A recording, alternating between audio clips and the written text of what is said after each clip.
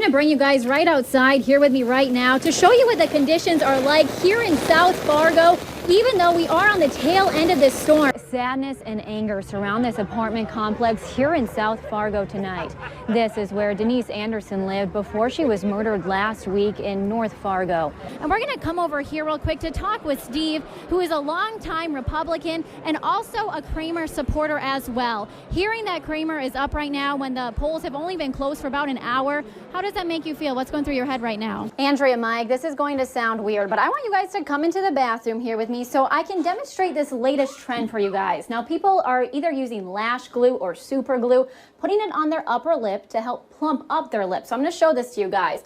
All they're doing is getting a little glue, putting it up here. Oh, that was a lot more than I probably needed. Pushing their lips up. Yeah, Andrea, Mike, these temperatures have just been terrible. There's no way around it. And I have to tell you guys, as a born and raised Minnesotan who doesn't mind the cold, these past couple of days have been rough for a lot of people. This is the area where Perez was shot and killed. But you'll also notice this tribute garden filled with flowers, candles, balloons, and mourners paying their respects. I'm going to try to talk over the cheering, but take a look at all the excitement in this room right now. People are glued to these massive television screens, keeping a close eye on the race. If you take a look around me right now, you can see that the snow is continuing to fall. And if you come down with me right over here, you can see the amount of snow, or just some of it, that has already accumulated since it started earlier this afternoon. It's a chilling case that has shaken up communities across the entire country.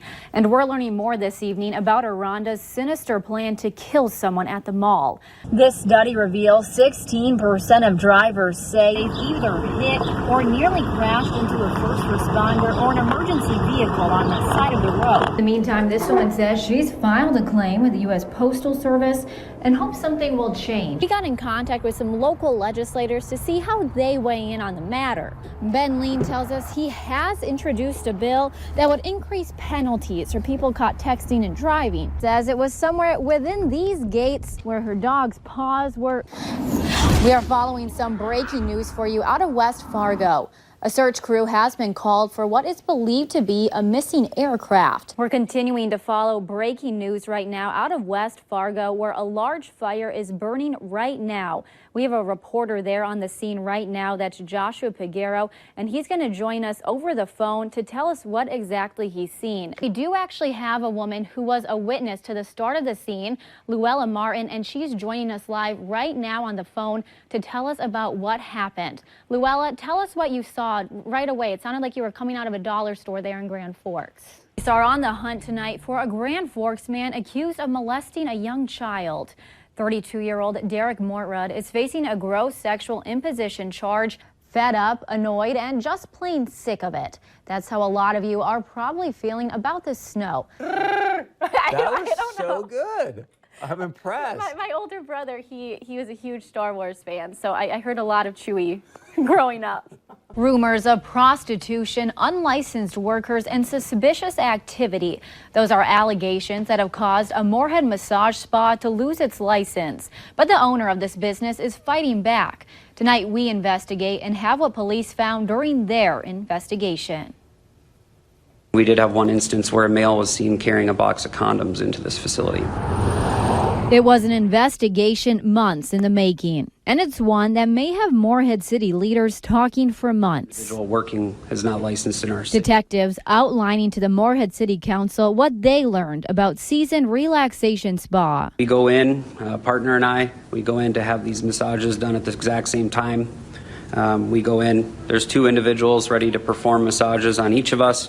We had already known at that point that there's only one person that's licensed. It all started in January when the owner of the massage spa was looking to renew its license. That's when a city staff member noticed something not quite right with the application. Something as simple as a proper box not being checked.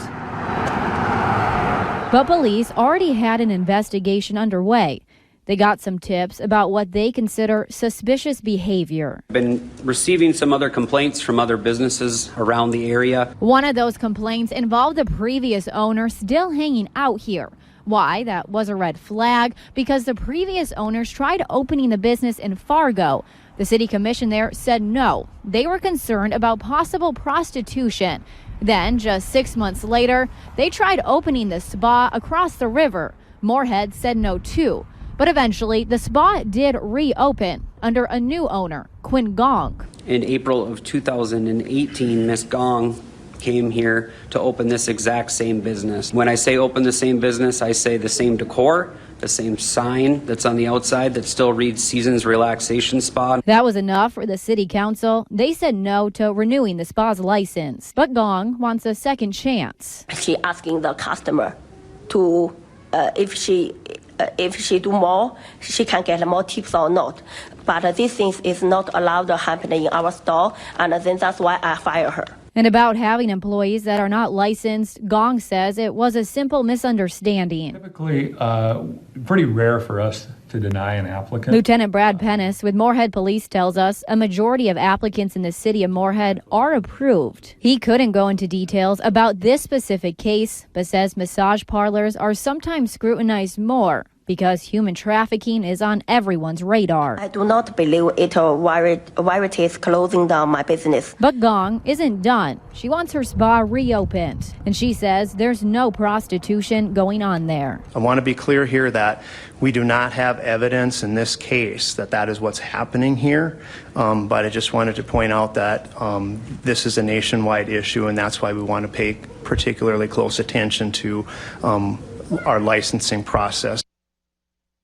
Investigators tell Valley News Live one of the other tipping points for the police department was neighboring businesses saying the spa looked to have primarily male clients. And to be clear, these accounts were not confirmed by the Moorhead Police Department during their investigation.